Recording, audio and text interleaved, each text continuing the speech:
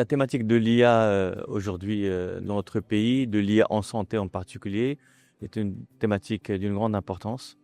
Il faut préparer le terrain, il faut préparer les professionnels, les décideurs, les chercheurs, les patients aussi, à plus d'usage de l'IA dans l'avenir. C'est une réalité aujourd'hui. Les médecins, beaucoup de médecins l'utilisent, ce sont des études qui l'ont montré, l'utilisent dans leur quotidien clinique. Le CHU de Casablanca, une étude a été réalisée qui parle de 48% qui utilisent de l'IA. Maintenant, est-ce qu'il est génératif ou pas? En tout cas, c'est de l'IA.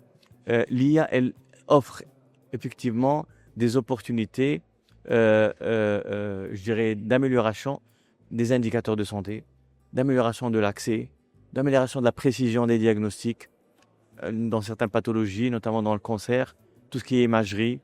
L'IA aussi, elle permet vraiment d'atteindre cette médecine prédictive, cette médecine personnalisée aussi. L'IA, elle aide les systèmes de santé à être plus performants, à réduire les erreurs pour les établissements de soins, à baisser les coûts aussi d'exploitation. C'est important vu que la santé demande de plus en plus de financement aujourd'hui et là, un coût de plus en plus important.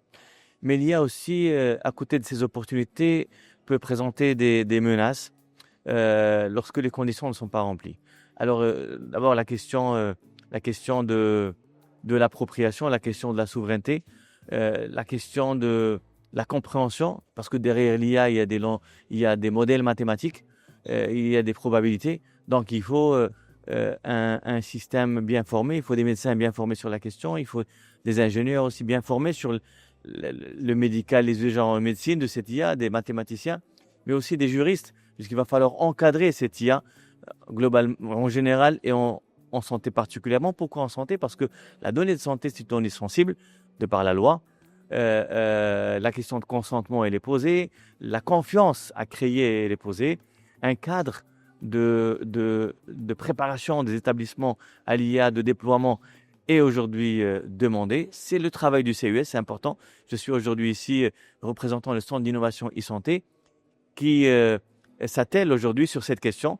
Un nouveau livre blanc sur l'IA en santé au Maroc en cours, très en avance, avec des entretiens avec tous les acteurs, avec des enquêtes auprès des patients et des professionnels, et puis un cadre de déploiement en milieu hospitalier, avec mesure de la maturité pour introduire de l'IA, avec de la formation du personnel, avec une mesure de la qualité des données, parce que l'IA, d'abord, c'est de la donnée.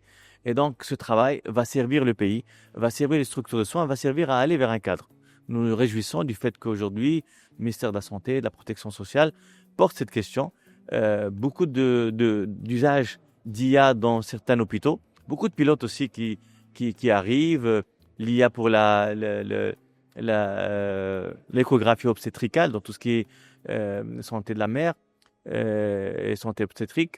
L'IA également dans l'anatomopathologie, l'IA dans les interactions médicamenteuses et la gestion des stocks pour les médicaments. Donc voilà des cas d'usage qui commencent à s'imposer au Maroc, au niveau du public, au niveau du privé, mais également une conscience du gouvernement, puisqu'aujourd'hui on a une feuille de route Maroc il y a 2030, mais aussi une conscience au niveau du département de la santé qui, en tout cas, déploie pas mal de projets et qui, pour terminer, avec le centre, avec le CES, a établi un cadre de partenariat pour qu'on puisse sortir ce livre blanc et sortir, in fine, ce cadre, ce premier modèle de cadre d'usage de l'IA et de préparation à l'IA au Maroc.